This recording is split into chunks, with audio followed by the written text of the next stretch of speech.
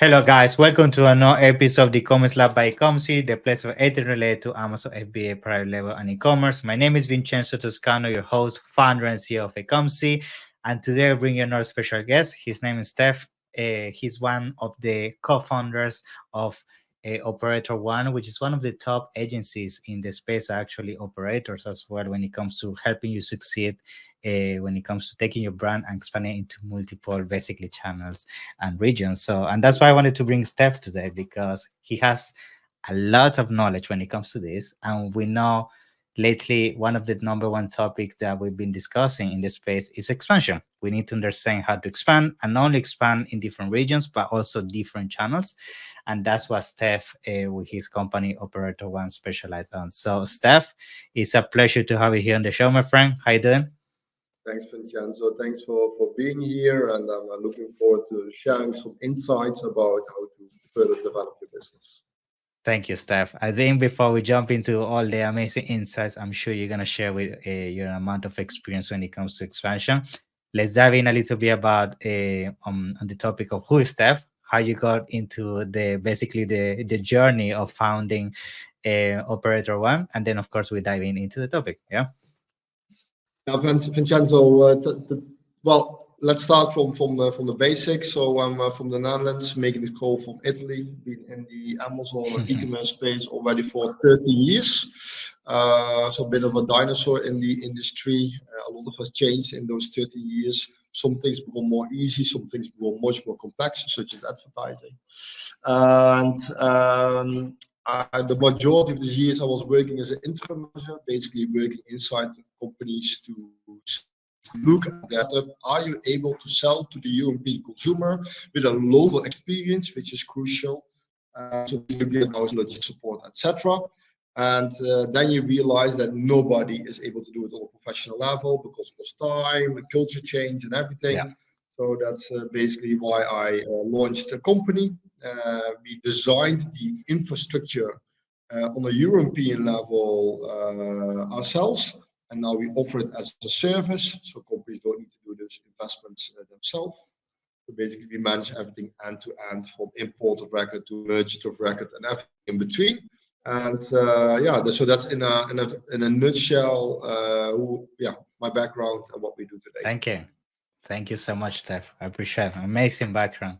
Now let's dive into the topic, which we actually were having just this quick conversation about going live, about how important is becoming having this multi-channel strategy. Of course, talking about expansion is not only now about going just to Europe, which we know the typical jump for a US brand, for example, is to go to Amazon Europe, but it's also about thinking about other channels. And when I talk about other channels, it's other platforms themselves, right? So I guess let's start with the very first question, which I guess you get a lot when it comes to talking to clients, which is, when is the right time to consider a multi-channel expansion for your business? Like, when do you think you need to take that jump? Yeah. I think from the moment that you realize your advertisement budget is no longer in balance with your sales. Because Amazon is still by far the largest sales channel. So, I mean, here's Amazon, and somewhere far, far away is the rest. But the problem is with Amazon is what I liked about Amazon previously is that if you've got A, B, or a C brand, you had the same opportunity to sell on Amazon. The product page format is the same, 5 pages, 5 bullet points. So if you had a good product with a good description, then you would automatically start generating sales, because the consumers would say, I don't need this A brand. This B brand is doing exactly what it says, but even lower the price or the same price. So everybody had the same opportunity. Yeah. Nowadays, Amazon is like, the traditional retailers, like 20 years ago, when you went to the shop, you only saw 5 big brands in the shops and maybe in the corner a B brands. That's now again back happening on Amazon. Only the big boys that have the money are able to really survive, because they basically buy the market. So I think for a lot of, let's say, non-A brands, it is the next growth phase is basically the competitors of Amazon. Yeah. Now, when it comes to making the decision about doing this multi-channel expansion, of course, it's also making the decision about which channel to do the first step into, right? Because let's be honest, in the US, you have Walmart, Target, and Europe, you have many other platforms as well where you can do this job on into.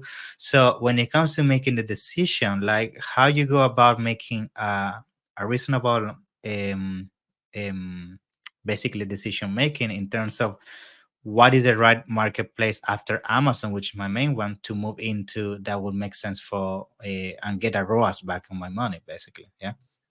Yeah, no, of course. Well, as a sort of a sanity check, Yeah. because with Amazon we all are a bit, how to say it, there's a luxurious position because there are tools available that can recognize the size of the market, what kind of sales the competition is doing, etc. With other marketplaces, you don't have those tools available yet. So it starts with some basic research.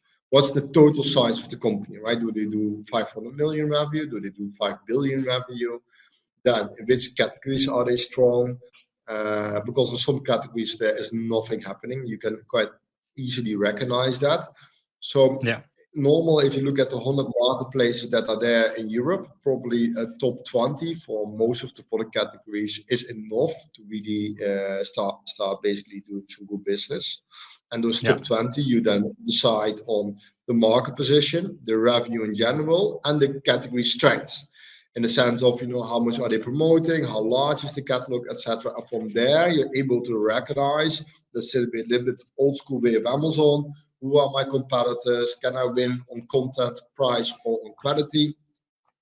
And from there, you can start recognizing, okay, from the 20, who are my top three, and Yeah. then basically start calculating back or planning back, okay, what do I need to have in-house to be able to start supplying those marketplaces?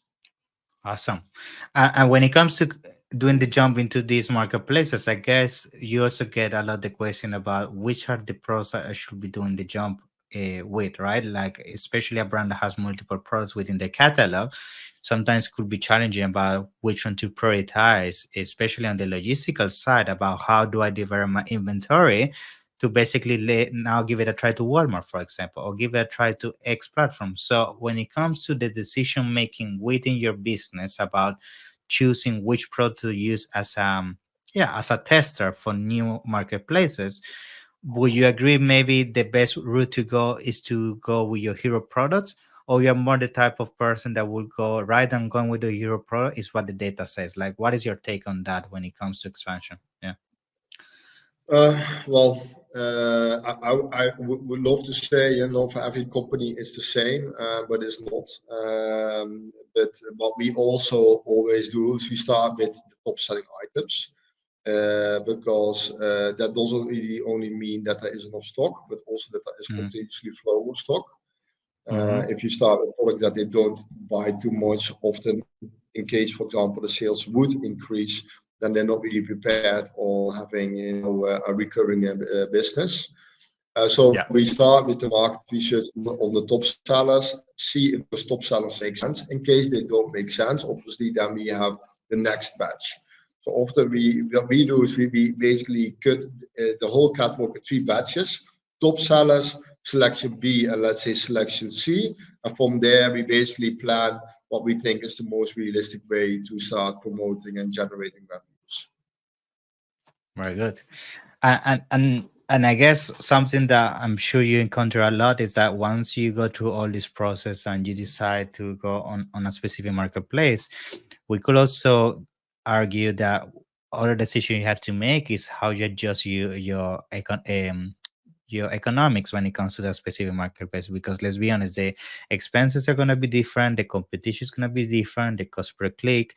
And I see this a lot of times, like people think that because you have a profit margin of, let's say, 30% on Amazon, that will guarantee you have also 30% on our marketplace. But that's completely not true. It's going to vary significantly. And most likely, you, from experience of doing this with multiple brands, uh, usually see brands that have different economics when it comes to the marketplace, different profit margins, and so on. So, what is your take on that? How you navigate that complexity of having different price points? Yeah. Well, If you've never done it, it's complex. If you did it like Yeah, we've been doing it for 10 years, it's not that complex because we basically have Excel sheets, or let's say spreadsheets, where you put in the data and immediately yeah, it shows you per product, per country, and per channel what are your receivables. yeah. Because obviously you need to understand your margins. You want to have if you have the luxury you can still decide in which market and for which products you want to sell. You focus on one side, obviously, with the high sellers, but also the products that are most profitable. Profitable from a perspective that you have more margin to spend on marketing campaigns if the marketplace offers that tool in general, or it's just the profit itself. So when you look at, if you ask how we normally do it, it starts with, okay, understanding where is the biggest market, right? Because in the end, everybody wants to make revenue, top revenue. Exactly. That's basically what everybody is constantly looking at. How much money can I make from a revenue perspective? Hmm. Because if you maybe have one channel that solves a bit with the highest margin, market size, in that case, say revenue, and then we start calculating back, okay, what kind of operation do you need to have set up? What are your warehouse costs? What are your logistic costs? What are the commissions? What are the average returns in your category? What are the return costs in that specific country? From there, you can take all kinds of averages until you have a good idea what you are receiving back per product, per market, per country. And then you can Hmm. start again looking again at the top view from, okay, we started with these 20, these 5 are not suitable for Austria, but these 15 are good for Austria. But the other product for France, everything is good. Sort of a soft launch, how we often approach Yeah. it, to start teasing, testing the market with low operational pressure, no risk on, let's say, losing money, and from there basically start building. Because also what Yeah. everybody always says, okay, e-commerce is fast money. Huh? Look at Trasio, fast money, billions in it Yeah. because Yeah. they're gonna blitz scale, and then you actually figure out it's super complex, and we are burning money on every part of the business. And for bigger companies, they can have a Exactly. strategical reason to be a top leader, but the most of the company owners I know, actually, they like it when they make money, and they don't like it when they don't, not when they are losing money. And for us as a company, it is also, better to really talk to somebody that really feels the win or the loss. So from that perspective, we are always trying to find a suitable way, with also an entrepreneurial approach. Like I said, we are also entrepreneurs. We are not an agency that sells hours. Our really job is to make sure volumes are being pushed towards our operation and that everybody's making money. Awesome. So now, when it comes to this expansion, I guess throughout your years of experience in the field, you have identified some patterns. And what I mean by patterns is that certain regions and certain marketplaces tend to be the ones that give you the highest rate of success when it comes to expansion, right? So my question is basically for all those sellers basically watching this and listening this episode today, like, have you identified certain regions and certain marketplaces that basically once you're kind of established on Amazon, those regions and marketplaces would definitely be the next phase into your journey? Like, have you identified certain patterns that usually work after Amazon or consistently? Well, let me address 2 points. If you're thinking you can buy a Lamborghini because you are selling on a marketplace, forget about it. You're not going to be rich, and you're not going to have a 4-hour work week from Thailand. That's probably Exactly. not going to happen. You have to work all day, every day, think, watch the market, invest, lose money, learn again, and start over again. Exactly. And then maybe in 5 to 10 years from now, you're able to make some good money. Exactly. Exactly. That's the first point. Then the second Very point, important. I think in every country there are some channels that are really developing quickly. And Mhm. that's often what you see if when a market, let's say a sales channel is developing, and they do it really fast, they're going really with hundreds of percent per year, you know something is happening there. So as an example, to go back to Amazon, when Amazon launched Amazon Business, you Mhm. already know it's going to do something. Because if a company where a million people work and does a billion revenue say, we are going to invest to make the Exactly. product category professional wear big, there's going to happen something. Same as when you see there is going to be an investment round in other marketplaces, and they say we want to increase our furniture or we want to increase that. There's an opportunity there because they are going to hire people, they're going to invest. So for sure, there's an opportunity also there. If you're in a luxurious position that you don't have a preference for which product or which category, and you basically want to start from zero, find anything that doesn't have a plug, one, and has it doesn't need any fitting, and people, let's say, rebuy every year or every 2 years because all the products is used or the Yeah. design is no longer really suitable. And then it all sounds a little bit, yeah, that sounds really vague to me. But if you want to start a business, make for yourself, and you're in a luxurious position that you don't have a preference, like I just said, you can make for yourself a sort of a SWOT analysis, sort of a funnel. Okay, so every time when you think of a product, it goes through your funnel. Can I make enough Mhm. margin? How much returns are happening within this category? And then every time you basically put 100 products to that funnel, and then in the beginning you have a 50% success ratio because you don't know how our Yeah. e-commerce in general works. Then you have some experience, so you can recognize, no, it doesn't work like that. There are returns, or people complain, or the margins are too low, or there's a lot of advertisement budget necessary.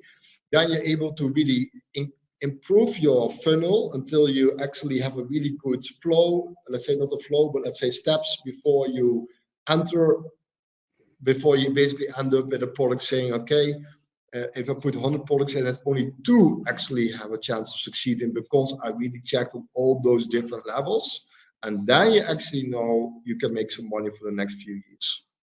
Very good. Very good. I Does love that the make fact sense that, a bit, yeah, Vincenzo, the hundred approach? percent, 100%. I what I love about your approach is like it's all about the perspective of giving the priority to profit first, because I think the big mistake we see a lot, especially a few years back when everybody was only focusing on scale, revenue, but then the numbers were red all over the place.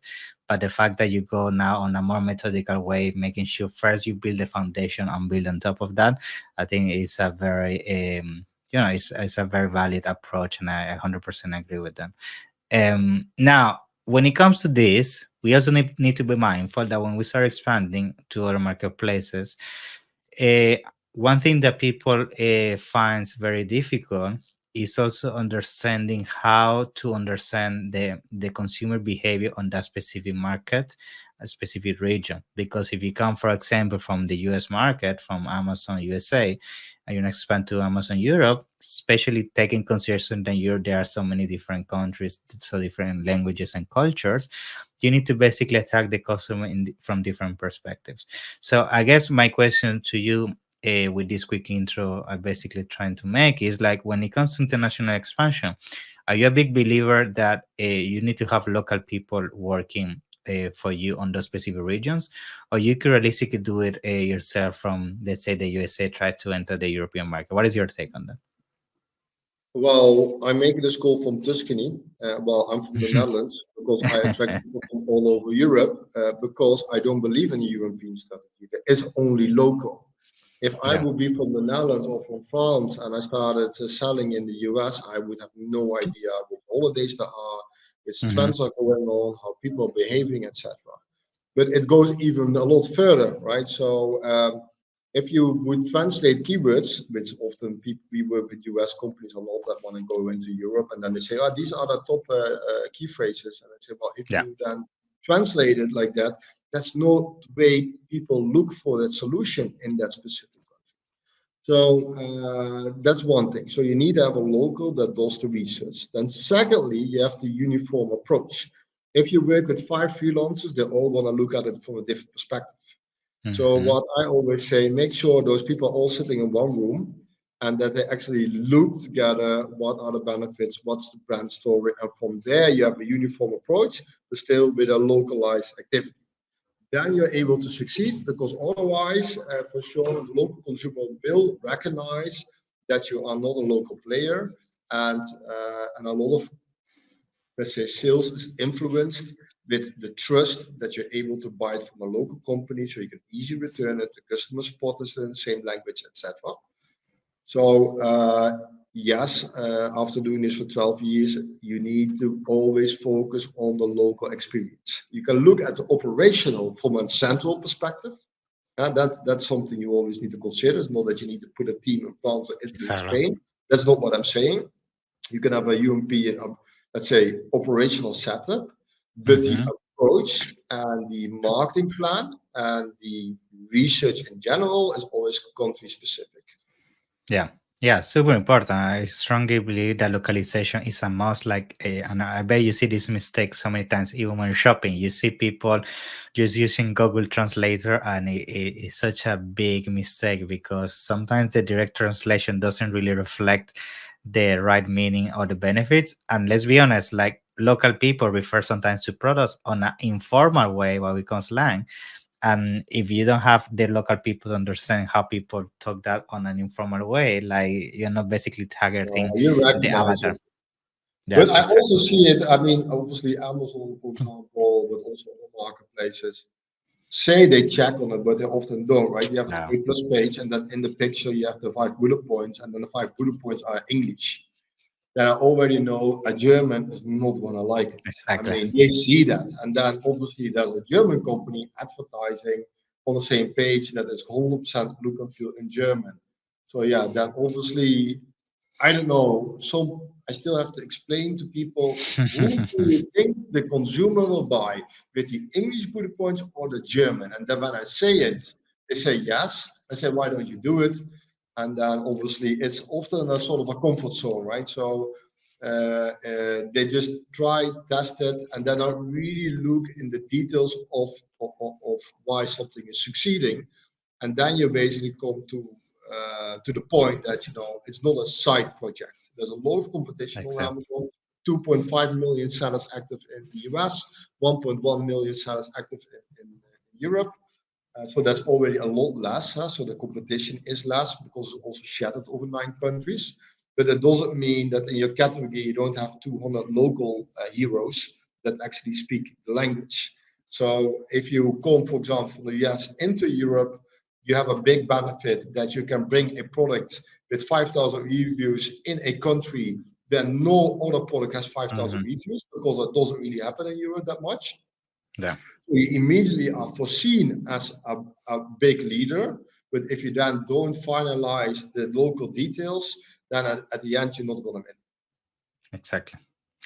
And now, when it comes to this expansion, of course, there's a lot of complexity that sometimes comes with that. Like we're talking also on the logistical side, and also the compliance and the legal side. So I guess from that perspective, I'm sure a lot of people get overwhelmed with that, especially when you tell them, like, if you want to do the whole of, let's say, pan-European program with Amazon, like you need to be compliant with so many different countries at once. So what is your advice when it comes to like how long you should give yourself in terms of time approximately to prepare for this? Like, are we talking, like, let's say I want to jump, if I want to launch to Europe, I need to give at least 6 months to be compliant and setting everything, or what is your average time frame to do an expansion? I know it's a difficult question because No, so many it's not moving that parts, difficult. I mean, but if you're a company that has a very large catalog, come from a microwave to shoes, and you're the mm, manufacturer, it's going to be complex. If you have product in the same product category, often it's much more easy to go to the compliance talk. Also, mhm, if you work, for example, with white label manufacturers in China, for example, they often already have the certificates. It's just you need to make sure that everything is registered in Europe. So that mm, whole process can take a few weeks to a few months. It's not that difficult. And once it's only not difficult when you outsource it to a specialist. If you need to start figuring things out, forget about it. okay, And also that's not the cost, right? So you want to set it up, and you are there. Um, uh, but so yeah, you need to invest, and yes, it takes you several months to really start figuring things out, and a lot of you can't just hire one person that manages it, because that one person doesn't understand logistics international, and accountancy international, and compliance and marketing. That's just exactly. not going to fly. So what Yeah, I advise, as you, for example, US company, work with a project group, make different people responsible, one project leader that oversees it, and then you're able to, let's say, with some basic understanding, really develop something good. Awesome. But you Um, need to, what I sometimes I talk to Americans and say, oh, I wish I had the opportunity to understand, to be back in time and I would start selling on Amazon 25 years ago. And then I say, yeah, but yeah, Amazon Europe, you are in exactly the same position. And now you actually have the experience from a market perspective and how the whole business in general works. But you can't expect to go from 0 to 100 in the same month, right? So it will take you exactly. some time. But if you invest in a few years, you're going to have a good business. Why? Because Amazon Europe is growing 40% faster than Amazon.com.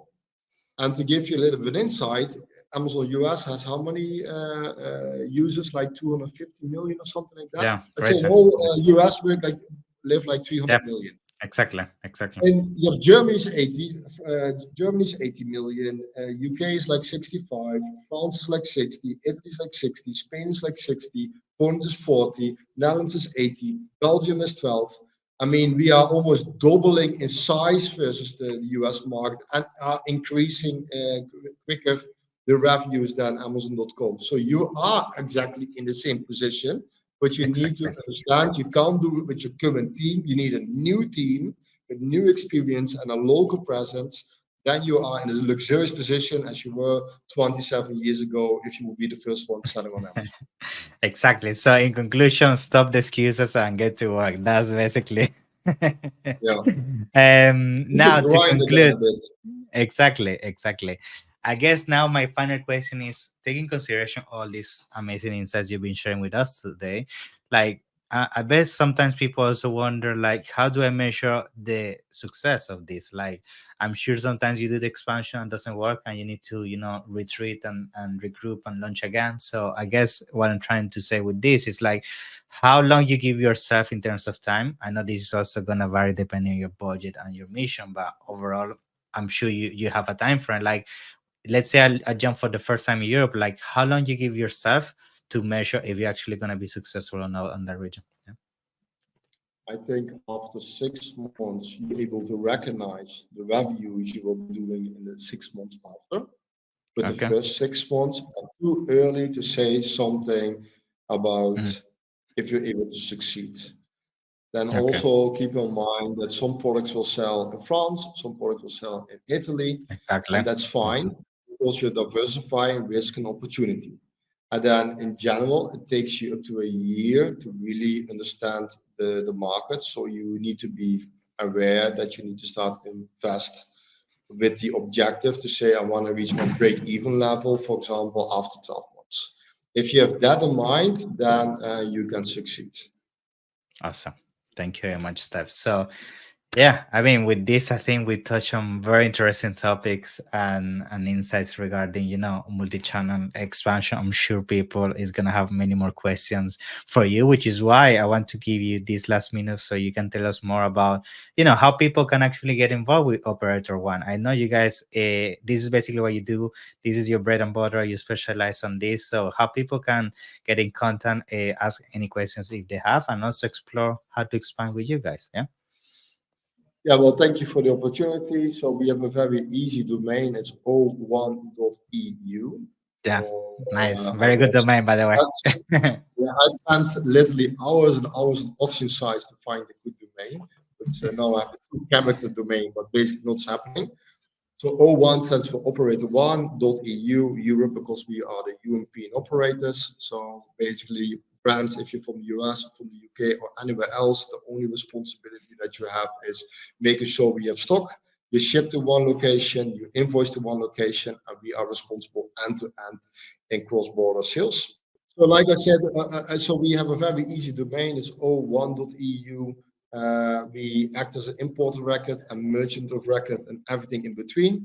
So basically, that means if you're from the US or from the UK, you only need to make sure that we have stock, and we manage everything end to end in up to 27 countries and up to 100 marketplaces.